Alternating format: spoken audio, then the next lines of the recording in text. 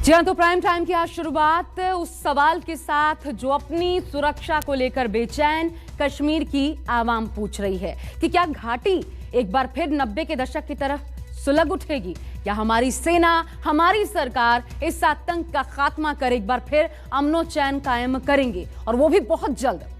9 गैर कश्मीरियों की निर्मम हत्या ने घाटी का सुकून छीन लिया है। खौफ इस कदर है कि कश्मीर में बाहर से आकर काम करने वाले मजदूर अब पलायन करने लगे हैं। लेकिन सबसे बड़ा सवाल यह है कि 370 हटने के बाद से अब तक शांत रही घाटी में आखिर अचानक ऐसा कैसे हो गया कि आतंक तेजी से अपने पैर पसार रहा है। आखिर अपने बिल में छिपे आतंकियों को बाहर निकलने का मौका कैसे मिल गया? आज देखिए प्राइम टाइम की सबसे पहली रिपोर्ट में इसी सवाल का जवाब।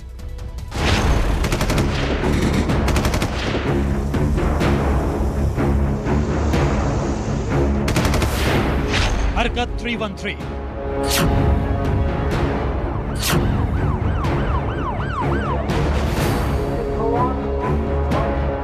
ULF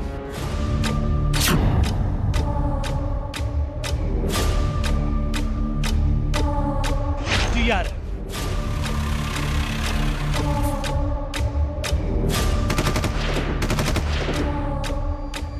पिछले 14 दिन में 9 आम नागरिकों के कत्लेआम से कश्मीर की फिजाएं कांप उठी हैं।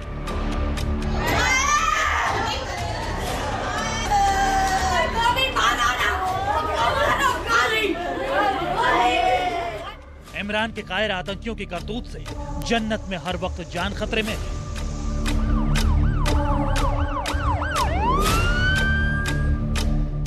आर्मी के हाथों गीदड़ की मौत मारे जा रहे आतंकी अब बेकसूरों की टारगेट किलिंग कर रहे हैं। लेकिन सवाल है कि आखिर इन नरसंहार के पीछे है कौन? दुनिया जानती है घाटी में आतंक का जो तांडव हो रहा है उसका असली स्पॉन्सर पाकिस्तान है। लेकिन इस बार घाटी में आतंक के इस खूनी खेल में पाकिस्तान के नए प्लान का खुलासा हुआ है। अब तक कश्मीर घाटी में आतंकी हमलों के पीछे जैश और लश्कर जैसे आतंकी संगठनों का नाम आता था, लेकिन अब कुछ नए नाम सामने आ रहे हैं जो सुरक्षा एजेंसियों के लिए चैलेंज बन चुके हैं। हिंदुस्तान के दिल पर जख्म करने के लिए यही वो आतंक का ट्रायंगल है जिनका आका है पाकिस्तान। लेकिन इस बार आतंकी संगठनों का न सिर्फ नाम नया है बल्कि दहशत फैलाने के इनके मंसूबे भी नए हैं। 5 गैर कश्मीरी, 2 कश्मीरी पंडित, 1 सिख महिला और 1 कश्मीरी मुसलमान। इन सभी लोगों की जान कायर आतंकियों ने सिर्फ 2 हफ्ते के अंदर ले ली। और इस खूनी कोहराम के पीछे जो सबसे बड़ा नाम है वो है TRF यानी द रेजिडेंस फ्रंट। TRF एक तरह से आतंकी संगठन लश्कर ए तैयबा की ब्रांच है। वैसे तो TRF का नाम चर्चा में साल 2020 में ही आ गया था जब कई स्थानीय नेताओं को आतंकियों ने अपना निशाना बनाया। लेकिन अब इस आतंकी संगठन ने आम कश्मीरियों की टारगेट किलिंग शुरू कर दी है। कश्मीर में हाल फिलहाल में जो 9 हत्याएं हुई हैं उसका सबसे बड़ा जिम्मेदार TRF है। इसके अलावा दूसरा आतंकी संगठन ULF यानी यूनाइटेड लिबरेशन फ्रंट भी इनमें से कई हत्याओं में शामिल है। जिस तरह से TRF लश्कर का हिस्सा है उसी तरह ULF आतंकी संगठन जैश ए मोहम्मद की ब्रांच की तरह है। कश्मीर में बिहार के रहने वाले जिन मजदूरों का कत्ल हुआ है उसके पीछे ULF ने अपना हाथ बताया। इसके अलावा ULF ने सभी बाहरी लोगों को घाटी छोड़ने की धमकी भी दी है और इसका असर भी दिखने लगा है।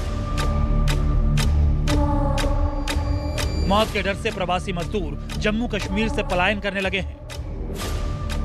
दक्षिणी कश्मीर के कुलगाम इलाके में कल देर शाम एक बार फिर से नॉन कश्मीरी मजदूरों को निशाना बनाते हुए जिस प्रकार से हमला किया गया, जिसमें 2 मजदूरों की मौत हो गई, एक गंभीर रूप से घायल हो गया। उसके बाद भय का माहौल आप यहाँ समझ सकते हैं। कई सारे जो मजदूर हैं, बाहर के रहने वाले लोग हैं, वो अब यहाँ से कश्मीर घाटी छोड़कर जा रहे हैं।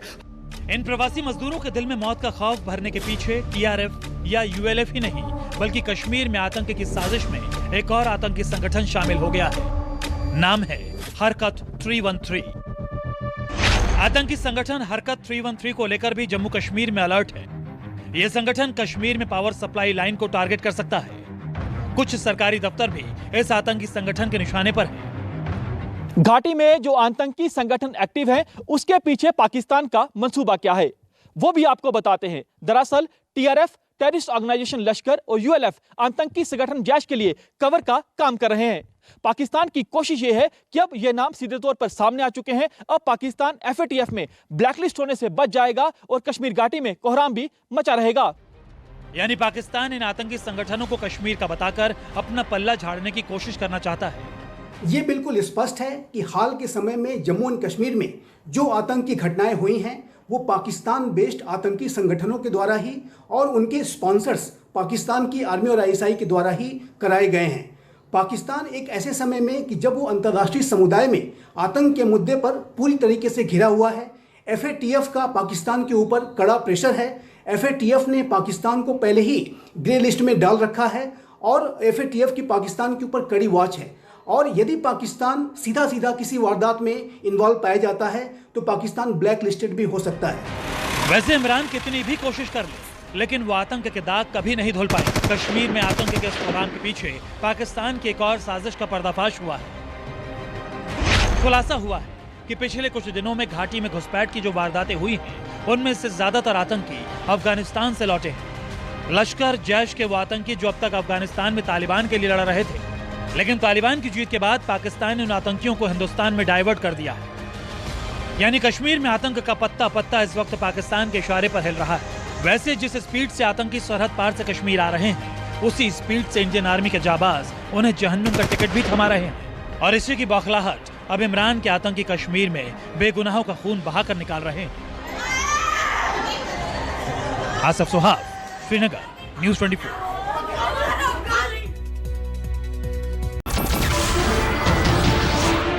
नमस्कार, मैं हूं मानक गुप्ता। अगर आपको हमारा ये वीडियो पसंद आया हो तो इसे लाइक और शेयर जरूर करें। और हां, हमें सब्सक्राइब और फॉलो करना ना भूलें ताकि आप देश और दुनिया की कोई खबर मिस ना करें।